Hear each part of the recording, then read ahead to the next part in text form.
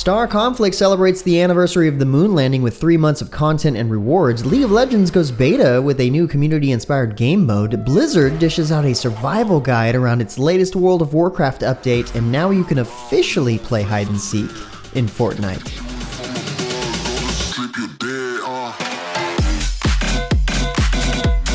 What's good, everyone? James Blonde here with a weekly recap for gaming news and announcements of the week of June 21st, 2019. And first up in the news this week, during their latest letter from the producers live stream, Final Fantasy XIV director Naoki Yoshida revealed some important updates concerning the Shadowbringers expansion. Crafting and gathering classes are being updated, with crafting classes having easier requirements to unlock existing recipes, as well as a major overhaul to the crafting UI.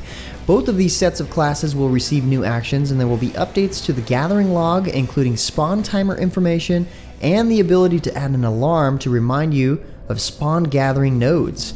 The footage accompanying these updates also showed off a new dungeon, which itself is pretty cool too.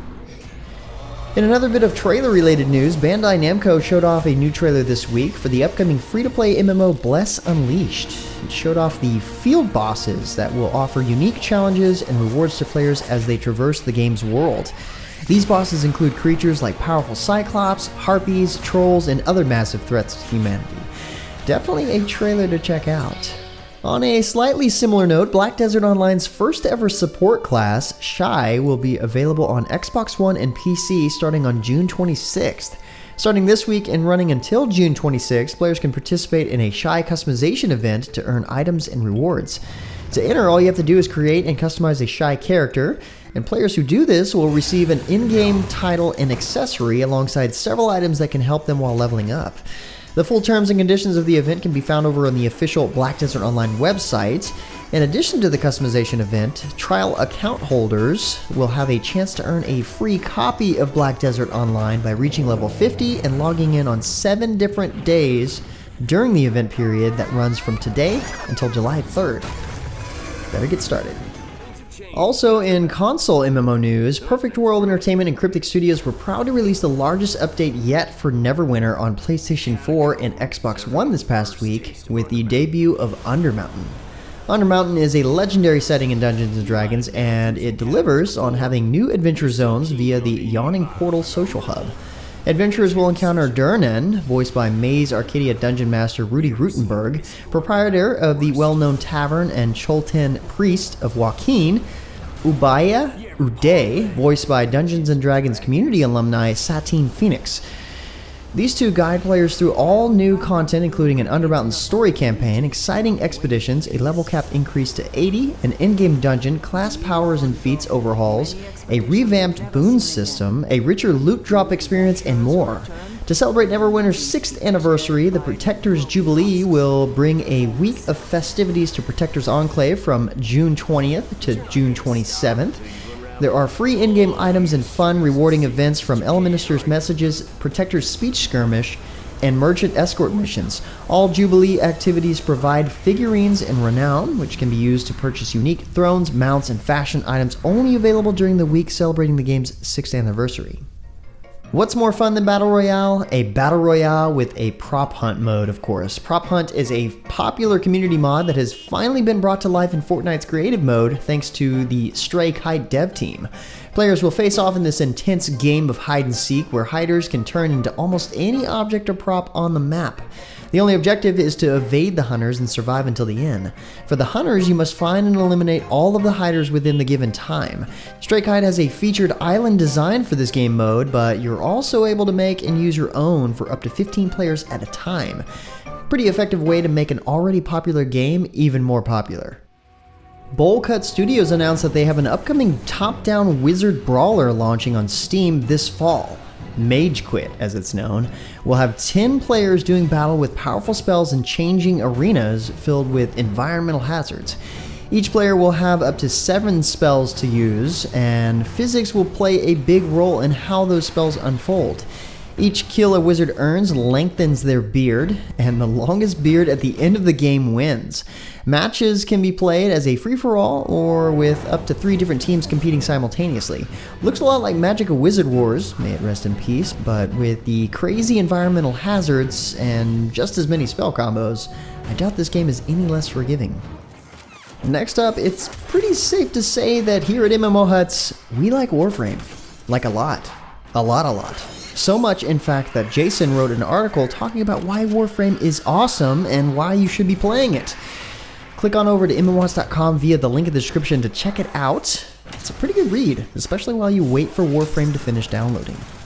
Also announced recently, Star Conflict's 1.6.3 update will celebrate the 50th year anniversary of the first moon landing.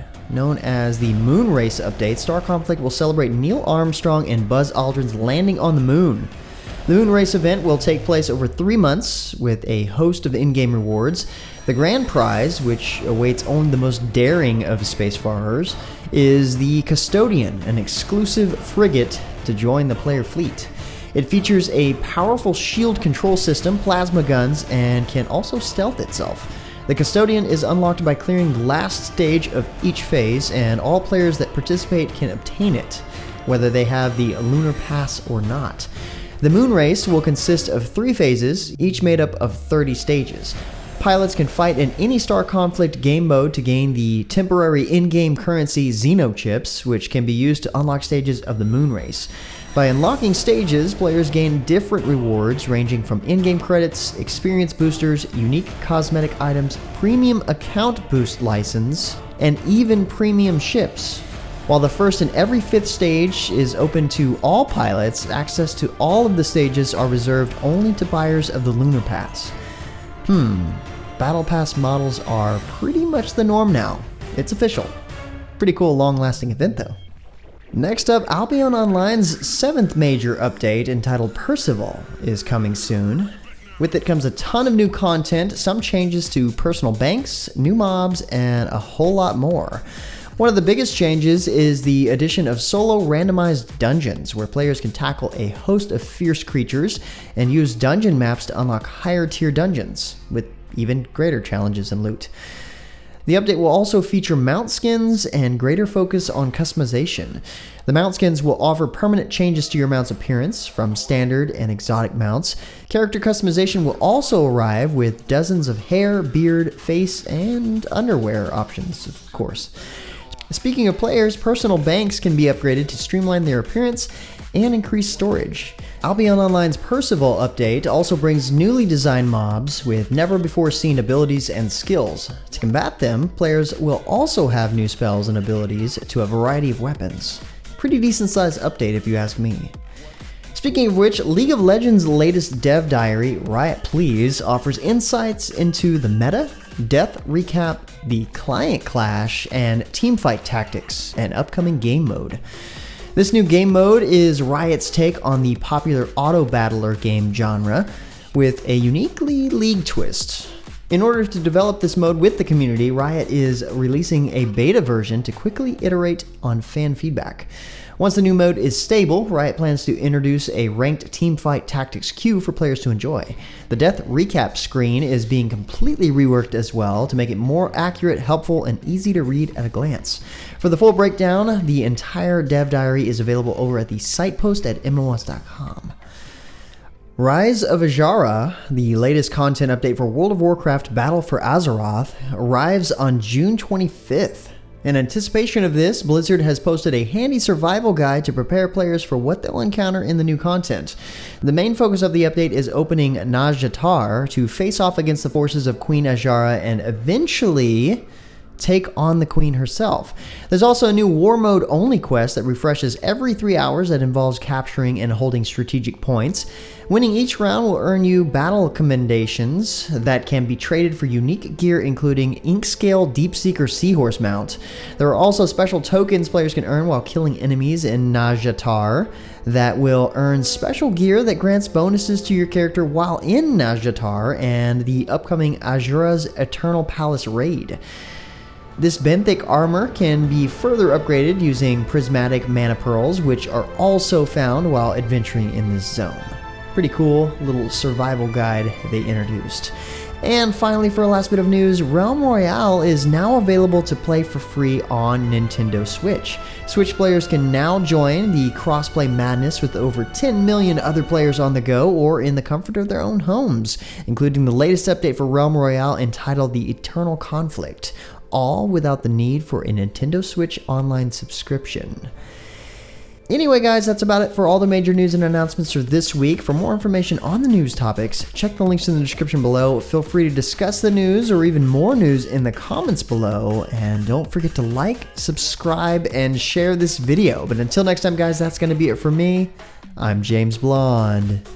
See you out there, gamers.